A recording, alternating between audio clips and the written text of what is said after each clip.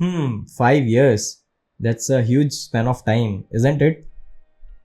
मुझे VFX industry में काम करते करते 5 साल हो गए एंड इसीलिए मैंने सोचा कि क्यों ना अपना एक्सपीरियंस शेयर किया जाए आप लोगों से कि ये 5 साल में मैंने क्या क्या चीज़ें एक्सपीरियंस करी ये इंडस्ट्री से. What are the goods, what are the bads, how exciting it is to working in a VFX industry and sometime how demotivating and how risky it is. As per my knowledge and experience क्या रहेगा future VFX industry का. क्या ये field stable है एक artist के financial perspective से? If not तो इन फ्यूचर क्या कभी ये फील्ड स्टेबल होगी? ऐसे कई सारे क्वेश्चंस हो गए काफ़ी लोगों के मन में, तो मैंने सोचा क्यों ना इसके ऊपर भी एक वीडियो बनाया जाए. एंड सिंस मुझे भी 5 साल हो चुके हैं ये इंडस्ट्री में काम करते करते, तो जितना मैंने सीखा है, जितना मैंने जाना है ये इंडस्ट्री के बारे में, वो सब मैं आप सबसे शेयर करना चाहता हूँ. आई होप आप सभी को ये वीडियो से थोड़ा बहुत हेल्प मिले अगर आप ये फील्ड में आना चाहते हो तो. So now let's start the video. My name is Vatsal and you are watching Inside pixels.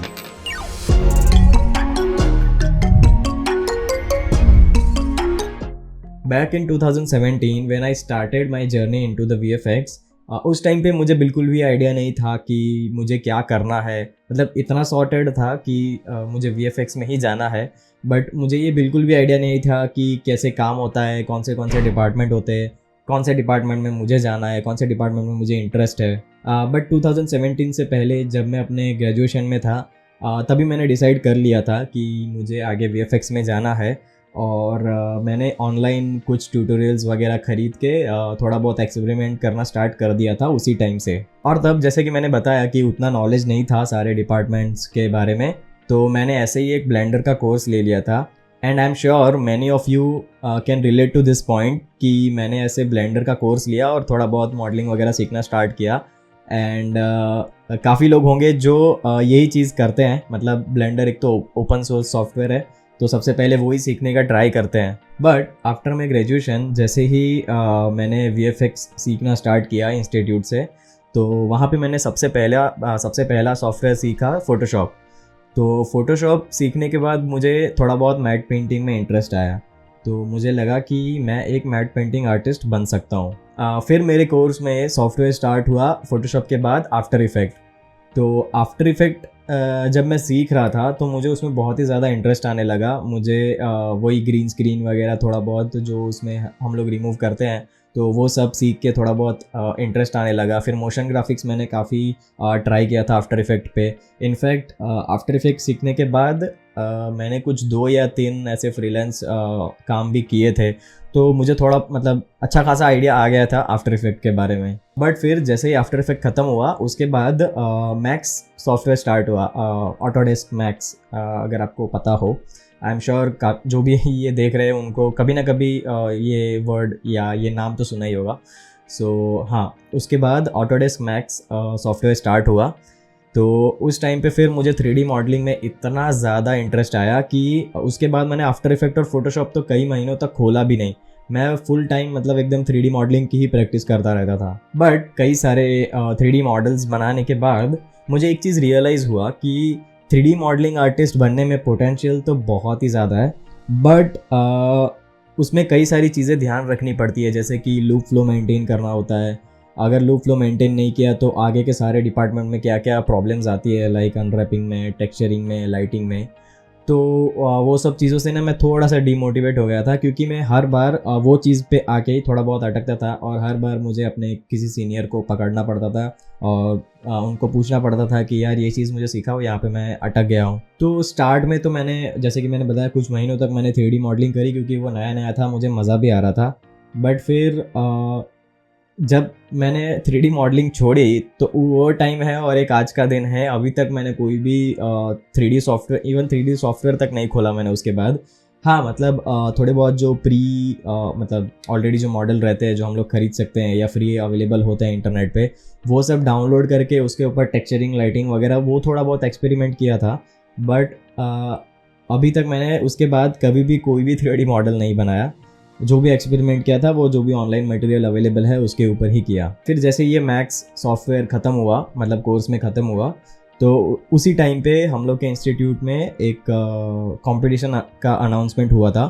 तो उस टाइम पे फिर मैंने सोच लिया कि अब वापस से वही कंपोजिटिंग या मोशन ग्राफिक वाली दुनिया में ही जाता है, क्योंकि 3D मॉडलिंग में उतना इंटरेस्ट नहीं रहा था। तो वही कंपटीशन में हमें चैलेंज ये था कि star Wars the last Jedi के कुछ 8 या 9 शॉट्स थे जो हमें रिक्रिएट करने थे। तो उस टाइम पे फिर मैंने सोचा कि चलो उस प्रोजेक्ट में जाते हैं, मतलब उस कंपटीशन में पार्ट लेते हैं एंड कंपोजिटिंग ही करते हैं उसमें भी। बट उनका रिक्वायरमेंट था कि कंपोजिटिंग के लिए न्यूक ही यूज़ करना है, और तब जाके सबसे पहला मेरा इंटरेक्शन हुआ न्यूक के साथ। न्यूक is a compositing software and it's an industry standard. And जैसे कि मैंने पहले मेंशन किया कि मुझे आफ्टर इफेक्ट्स अच्छे से आ गया था, तो मुझे न्यूक सीखने में उतना ज़्यादा टाइम नहीं लगा, मतलब बेसिक सीखने में। और फिर वो प्रोजेक्ट को भी हमने बहुत अच्छे से अचीव किया एंड वी वन अल्सो। एंड वो एक टाइम था एंड आज का दिन मैं अभी भी कंपोजिटिंग ही कर रहा हूँ। Now it seems like my decision to learn and get into the compositing is totally worth it. उसके बाद थोड़े बहुत और सॉफ्टवेयर सीखने के बाद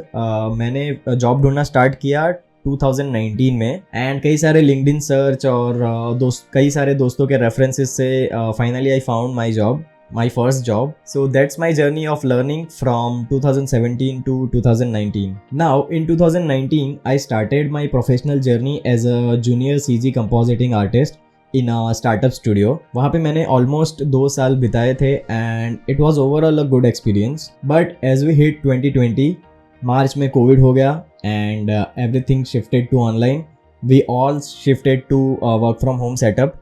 तो वो टाइम थोड़ा सा टफ था मेरे लिए, क्योंकि मेरा जो कंपनी था, मतलब मेरा जो स्टूडियो था, वो लोग मुझे पे नहीं कर पाए थे क्योंकि उनके पास ही प्रोजेक्ट नहीं आ रहे थे। तो वो एक स्टार्टअप स्टूडियो है, वो कैसे पे कर पाएगा मुझे, राइट। बट जैसे ही लॉकडाउन खुला, जितने भी शूट्स अटके थे या जितने भी VFX के प्रोजेक्ट्स अटके थे सारे स्टार्ट हुए। सो मैंने भी उस टाइम पे फिर सोचा कि चलो कुछ और नया ट्राई करते हैं, मतलब थोड़ी बहुत और अपॉर्चुनिटी एक्सप्लोर करते हैं। और तभी मुझे अपॉर्चुनिटी मिली MPC में। So I joined MPC in 2021 as a VFX compositor and that was my first MNC company. और वहाँ पे भी मैंने काफ़ी सारे अच्छे अच्छे प्रोजेक्ट्स पे काम किया, जैसे कि Spider Man No Way Home, Ant Man and the Wasp, Quantumania, the Little Mermaid, जैसे कई सारे अच्छे अच्छे प्रोजेक्ट्स पे मुझे काम करने का मौका मिला वहाँ पे। एंड वहाँ पे भी मैंने ऑलमोस्ट 2 साल निकाले।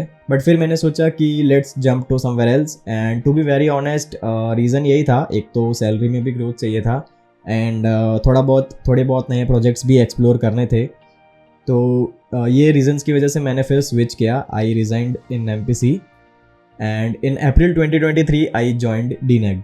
I joined there as a mid-level VFX compositing artist and वो भी एक अलग ही रोलर कोस्टर राइड था मेरे लिए। एंड वहाँ पे मैं सिर्फ 1 साल के लिए ही था। 1 साल के बाद ही मैंने वहाँ पे रिज़ाइन कर दिया due to some personal reasons. So in April 2024 I resigned and in May 2024 I joined the company, a dream company of each and every VFX artist. I joined here as a VFX compositing artist. So that's how my journey is till now. And हालांकि इसमें से कई सारे points जो थे वो मैंने already ये चैनल के जो फर्स्ट वीडियो है उसमें मैंने डिस्कस किए थे, बट उसके बाद काफ़ी सारी ऑडियंस अभी जुड़ चुकी है चैनल के साथ। तो मैंने सोचा कि थोड़े बहुत मतलब फिर से एक बार थोड़ा डिस्कशन किया जाए इसके ऊपर, मेरे जर्नी के ऊपर, ताकि लोगों को जो भी नई ऑडियंस जुड़ी है उनको मेरे बारे में और इस चैनल के बारे में और थोड़ा आइडिया लग जाए। Now let's talk about few challenges जो कि अगर कोई आर्टिस्ट इस फील्ड में आना चाहता है तो उनको फेस करने पड़ेंगे। Tight deadlines and long working hours. ये एक ऐसा फील्ड है जहाँ पे हर एक आर्टिस्ट को कभी ना कभी तो डेडलाइन से गुजरना ही पड़ता है। एंड डेडलाइंस से मेरा मतलब कि प्रोजेक्ट ख़त्म होने के 1 या 2 महीने पहले का टाइम, जहाँ पे बहुत ही ज़्यादा प्रेशर होता है काम का, डिलीवरी का, हर एक चीज़ का।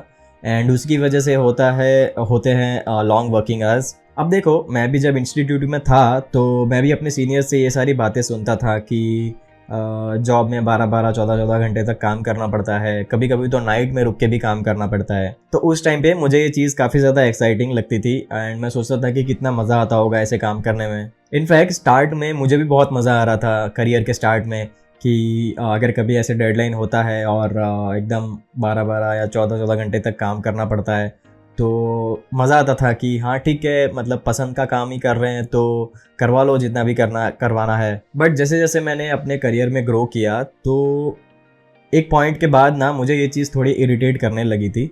इट्स नॉट गुड कि हम लोग 12 घंटे 14 घंटे तक ऑफिस में पड़े हैं, काम कर रहे हैं। क्योंकि अगर आप बैचलर हो या सिंगल हो तब तो फिर भी चल जाता है कि ठीक है ऑफिस में पड़े हैं, दोस्तों के साथ काम कर रहे हैं, but it's not good in a long term. क्योंकि आई बिलीव कि वर्क लाइफ बैलेंस तो होना ही चाहिए। एंड ट्रस्ट मी, मैं ये सब अपने एक्सपीरियंस से ही शेयर कर रहा हूँ। क्योंकि जैसे कि मैंने पहले बोला, मुझे भी बहुत मज़ा आता था ऐसे लेट नाइट तक काम करने में और वो सब। एंड हालांकि कभी कभी ठीक है, प्रोजेक्ट्स की रिक्वायरमेंट है और हम लोग काम कर रहे हैं, अगर डेडलाइन के टाइम पे 1-2 हफ्ते अगर ऐसे कोई आ गए जहाँ पे हमें एक्सटेंड करना पड़ रहा है, विच इज़ कम्प्लीटली फाइन, क्योंकि हम लोग एक क्रिएटिव फील्ड में है तो ऐसा कभी ना कभी तो होगा ही। बट जब ये चीज़ 1-2 हफ्ते से बढ़ के 1-2 महीने के लिए हो जाती है, तब वो ना बहुत ज़्यादा हेक्टिक हो जाता है कि मतलब आप रोज़ डेली मंडे टू सैटरडे आप बैठो पीसी के सामने everyday 12 hours 14 hours, which is not good. क्योंकि मुझे ऐसा लगता है कि जो एक क्रिएटिव माइंड है वो 7 to 8 आवर्स क्रिएटिवली एक्टिवली काम कर सकता है किसी क्रिएटिव चीज़ के ऊपर। उसके बाद ना ऐसा हो जाता है कि वो गधा मजदूरी जैसा हो जाता है। मतलब एक टाइम के बाद आपका माइंड थक जाता है और उसके बाद फिर आपको जो भी शॉर्ट्स आप कर रहे हो, जो भी काम कर रहे हो, उसके ऊपर आपके सुपरवाइज़र या आपके जो लीड बैठे होंगे वो कुछ करेक्शन दे रहे, बस आप उतना ही करोगे, खुद का कुछ क्रिएटिव दिमाग नहीं लगाओगे एक अमाउंट ऑफ टाइम के बाद। अब मैं किसी भी कंपनी या प्रोजेक्ट का नाम तो नहीं लेना चाहता, बट मैंने अभी तक के मेरे करियर में बहुत बार ऐसा हुआ है मेरे साथ भी कि लेट नाइट्स करनी पड़ी है या वीकेंड्स पे काम करना पड़ा है। एंड आई स्टिल रिमेंबर कि कुछ प्रोजेक्ट्स तो ऐसे थे कि जहाँ पे मैं सुबह 9 बजे लॉग इन करके बैठा हूँ एंड मैंने लॉग आउट किया है अगले दिन सुबह अर्ली मॉर्निंग 3 बजे या 4 बजे के आसपास। Can you guys imagine 18 to 19 hours? But that's the reality. अगर आप भी ये VFX इंडस्ट्री में आना चाहते हो तो आपको कभी ना कभी तो ये फेज से गुजरना ही पड़ेगा। एक छोटी सी चीज़ और बताता हूँ और फिर हम लोग नेक्स्ट पॉइंट पे जाते हैं। देखो, हम हॉलीवुड VFX इंडस्ट्री के साथ काम कर रहे हैं, राइट? तो जो कंपनी इंडिया में है एंड वो सेम कंपनी अगर बाहर है, फॉर एग्जांपल अगर कनाडा में है वही सेम कंपनी, तो कनाडा और इंडिया के बीच में 12 आवर्स का गैप है, राइट? जब हमारे यहाँ सुबह होती है तो उनकी नाइट होती है, जब हमारे यहाँ नाइट होती है तो उनकी सुबह होती है, राइट? तो हम लोग यहाँ पे सुबह लॉगिन तो 9 बजे कर लेते हैं, बट हमें वेट करना पड़ता है पूरे दिन कि वो लोग की सुबह होगी, वो लोग लॉगिन करेंगे, फिर हमारा जो भी काम होगा वो हम लोग ने उनको भेजा होगा वो लोग रिव्यू करेंगे और हमें जो भी सारे नोट्स होंगे वो देंगे। तो वहाँ तक हमें वेट करना पड़ता है। तो that is one of the reason कि लॉन्ग वर्किंग आवर्स होते हैं। अब शायद ये सुनने के बाद आप लोगों के मन में ये क्वेश्चन आ सकता है कि हम लोग क्यों उनके टाइम के हिसाब से चले, उनको बोलना चाहिए हमारे टाइम के हिसाब से चलने के लिए, या फिर अगर ये दोनों चीज़ पॉसिबल नहीं है तो इन बिटवीन का कोई रास्ता निकालना चाहिए। बट देखो, ऐसा नहीं है। अब टाइम का डिफरेंस है तो है, उसका हम लोग कुछ नहीं कर सकते, बट प्रोजेक्ट की डिमांड ही ऐसी होती है कि करना पड़ता है, and that's the only answer I can give. Now let's understand the uncertainty in the VFX industry. देखो, रिस्क तो आज हर एक फील्ड में है, राइट? जैसे कि आपने थोड़ी देर पहले मेरे जर्नी के बारे में जाना, तो उस टाइम पे भी ऐसा हुआ था कि मेरी नई नई जॉब लगी थी और कोविड हुआ और हम लोग सब अपने घर पे बैठ गए। काफ़ी लोगों की तो जॉब भी चली गई थी इसकी वजह से। तो उसकी वजह से जितने भी शूट्स वगैरह थे, मतलब मूवी के शूट्स वगैरह थे या जो ऑलरेडी शूट हो चुका था, वो सब मूवीज़ का पोस्ट प्रोडक्शन का काम, हर एक चीज़ बंद पड़ गई थी। ये सब चीज़ों का VFX इंडस्ट्री पे बहुत बड़ा इम्पैक्ट हुआ था। बट जैसे ही लॉकडाउन खुला, चीज़ें थोड़ी बहुत ट्रैक पे आने लगी एंड VFX इंडस्ट्री फिर से स्टार्ट हुआ। एंड ट्रस्ट मी, 2021 से 2023 का जो टाइम था, that was a golden time for the VFX industry. But फिर से हॉलीवुड में स्ट्राइक स्टार्ट हुई एंड उसका जो इम्पैक्ट था वो कोविड से भी बड़ा था VFX इंडस्ट्री के ऊपर। एंड रिसेंटली अगेन हम लोग ने न्यूज़ सुनी कि टेक्निकलर ग्लोबली शट डाउन हो गया। इससे पहले रिदम एंड ह्यूज नाम का एक स्टूडियो था विच वॉज फाउंडेड इन 1987। उनको भी बहुत सारे मूवीज़ के लिए अवार्ड्स वगैरह मिले थे। एंड इन 2013 लाइफ ऑफ पाई के ऊपर उन लोग ने काम किया था। तो इन 2013 जैसे ही लाइफ ऑफ पाई को अवार्ड मिला बेस्ट VFX का, उसके बाद वो कंपनी भी बैंकरप्सी ऐसे उन्होंने डिक्लेयर कर दी और वो कंपनी भी बंद हो गई। उसके बाद प्राणा नाम का एक स्टूडियो था विच वॉज फाउंडेड इन 2003। उन्होंने भी गेम ऑफ थ्रोन्स जैसे बड़े बड़े प्रोजेक्ट्स पे काम किया था एंड वो भी 2013 में सॉरी 2019 में बैंकरप्सी उन्होंने भी डिक्लेयर कर दी और वो स्टूडियो भी बंद हो गया। तो आप लोग देखोगे तो time to time VFX industry में फॉल भी आया है, at the same time rise भी आया है इंडस्ट्री में। अब जब जब फॉल आया इंडस्ट्री में, कई सारे आर्टिस्ट उस चीज़ से अफेक्ट हुए, जिनमें से किसी लोगों ने तो फील्ड ही छोड़ दी, कोई और फील्ड ज्वाइन कर ली, या फिर कुछ लोग थे जिन्होंने फ्रीलांस स्टार्ट कर दिया और ऐसे फ्रीलांस करते करते उन्होंने छोटा सा खुद का एक स्टूडियो खोल दिया। और जब जब राइज आया इंडस्ट्री में तो कई सारे लोगों ने पैसे भी बहुत कमाए, एंड मैंने मेरी आंखों के सामने 200 से 300 आर्टिस्ट एक टाइम पे हायर होते हुए देखे हैं कंपनी में। बट अब फिर से एक ड्रॉप आया है वीएफएक्स इंडस्ट्री में, एंड आई फील कि ये थोड़ा सा बड़ा ड्रॉप है। इससे बाहर निकलते निकलते थोड़ा तो टाइम लगेगा वीएफएक्स इंडस्ट्री को। इनफैक्ट लास्ट वीक ही मैं मेरे एक फ्रेंड के साथ बात कर रहा था, तो उसका ऐसे ही रैंडमली कॉल आया कि हालचाल वगैरह पूछने के लिए। तो मैंने पूछा क्या कर रहा है अभी, मतलब कहाँ पे है, कुछ जॉब वॉब मिली या नहीं मिली। वो एक्चुअली स्टूडेंट था। तो उसने मुझे बोला कि यार नहीं, 6 महीने हो गए थे, मैंने अपना कोर्स ख़त्म कर दिया, कितना जॉब ढूंढा बट उसको जॉब नहीं मिल रही थी। तो उसने बोला कि उसने फील्ड स्विच कर ली और वो डिजिटल मार्केटिंग में चला गया, क्योंकि उसका थोड़ा बहुत बैकग्राउंड था वहाँ पे, तो वो डिजिटल मार्केटिंग में चला गया। तो ये सुनने के बाद मुझे बहुत ज़्यादा दुख हुआ, क्योंकि उस बंदे ने टाइम पैसे सब लगाए थे ये सीखने के लिए। पैसे तो चलो ठीक है वो कमा लेगा बाद में, बट टाइम का क्या। यहाँ पे मैं ऐसा नहीं कह रहा हूँ कि उसका टाइम वेस्ट हो गया है ये सीख के। देखो, कुछ भी चीज़ अगर सीख रहे हो तो वो वेस्ट तो नहीं होगी, बट अभी के टाइम के हिसाब से उसको जॉब नहीं मिली ना, तो एक तरीके से तो वो उसका टाइम बर्बाद ही हुआ ना। व्हाट इफ़ वो अगर ये सीखने में टाइम ना लगाता और वो डिजिटल मार्केटिंग में अच्छे से जॉब करता, तो क्या पता जस्ट इन केस 2 साल में उसकी सैलरी भी अच्छी हो जाती अगर वो वहीं पे जॉब करता। तो उस पर्सपेक्टिव से अगर देखें तो वो टाइम तो उसका थोड़ा बहुत वेस्ट हुआ ही, राइट। हालांकि ऐसा भी हो सकता है कि आगे जाके वापस इंडस्ट्री थोड़ा बहुत जब वापस उसका राइज आए इंडस्ट्री में, तो वो वापस वीएफएक्स इंडस्ट्री ज्वाइन कर ले, बट अभी के लिए तो उसको जॉब नहीं मिली ना। So that's how VFX industry is a bit unstable. 80% is your hard work I feel, and 20% is you have to depend on your luck. एक गेमर है स्काउट नाम का, आई एम श्योर लगभग 99% ऑफ माई ऑडियंस उनको जानते ही होंगे। तो उनका एक इंटरव्यू मैंने देखा था, वहाँ पे उन्होंने ना एक चीज़ बोली थी जो कि बहुत सही थी। किसी ने, मतलब इंटरव्यूअर ने उसको पूछा था कि क्या लगता है आपको, आपकी सक्सेस, आपका इतना फेमस होना, आपका इतना सक्सेसफुल होना, आपको क्या लगता है क्या रीज़न है। तो उन्होंने एक लाइन बोली थी वहाँ पे कि वो ना राइट टाइम पे राइट जगह पे थे। और जब मैंने वो चीज़ सुनी तो मैंने भी उस चीज़ से अपने आप को रिलेट किया, क्योंकि मेरे साथ भी तो काइंड ऑफ सेम ही चीज़ें हुई थी। व्हाट इफ़ अगर मैं एमपीसी नहीं छोड़ता तो अभी मैं भी जॉबलेस बैठा होता, राइट। और जब वो हॉलीवुड में स्ट्राइक होने वाली थी उसके थोड़े ही टाइम पहले मैंने डीनेक ज्वाइन किया था, जबकि वो बहुत ही हाई रिस्क टाइम था। तो आई बिलीव कि मैं भी राइट टाइम पे राइट जगह पे था, टच वुड। तो देखो, अनसर्टेनिटी तो आजकल हर एक फील्ड में है। इट्स ऑल ऑन यू कि आप कैसे सर्वाइव करते हो उस चीज़ में से। क्या वीएफएक्स इंडस्ट्री कभी भी स्टेबल हो पाएगी? तो देखो, ऐसा है कि कोई भी चीज़ परफेक्ट तो नहीं होती, राइट। चीज़ें धीरे धीरे स्टेबल होना स्टार्ट होगी एंड फिर से एक राइज आएगा, बट वो ऐसा ही नहीं रहेगा। सब लोग चाहते हैं कि वो ऐसा ही रहे, बट ऐसा नहीं होता है, right. That's part of life.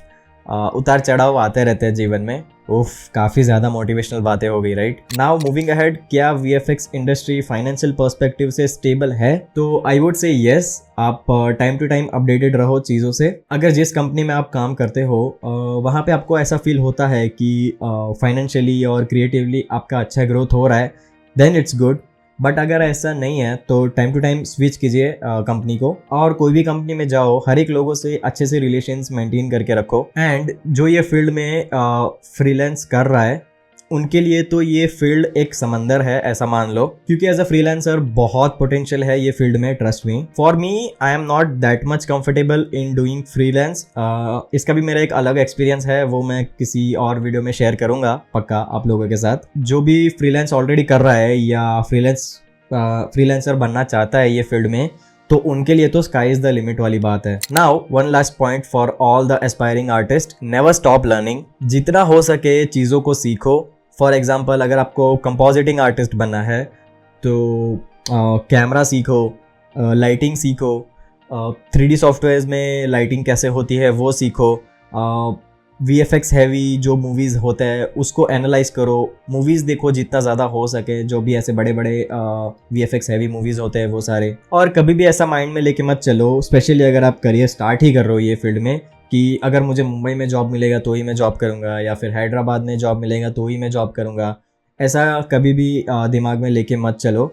B open to all the opportunities that comes in your way, क्योंकि ये फील्ड में आपको कभी ना कभी तो एक सिटी से दूसरे सिटी शिफ्ट होना ही पड़ेगा। आई नो ये वीडियो थोड़ा सा डिमोटिवेटिंग लगा होगा आपको, बट आई फील कि एक रियलिटी चेक देना ज़रूरी है। And I am not saying कि आप मत आओ ये फील्ड में, बहुत बुरा है ये फील्ड, बहुत ही ज़्यादा रिस्की है, बहुत ही अनस्टेबल है। If you feel that you are passionate and you are ready to take all the challenges that comes in your way, then go ahead and never forget that it's your passion जिसकी वजह से आपने ये field को choose किया है। आई am sure जो भी आर्टिस्ट पैशनेट है ये फील्ड को लेके उनके लिए तो ये वीडियो काफ़ी ज़्यादा हेल्पफुल रहेगा। बट जो लोगों को ये वीडियो देखने के बाद ऐसा लग रहा है कि मैंने कुछ गलती तो नहीं कर दी ये फील्ड में आके, तो मैं उन लोगों को कहना चाहता हूँ कि find the reason why you started. And that's it for today's video. If you are still here watching this video, then make sure to give a thumbs up. If you are new to this channel, then make sure to subscribe to the channel and turn on that bell notification to never miss any update. And I'll see you in the next one. Bye.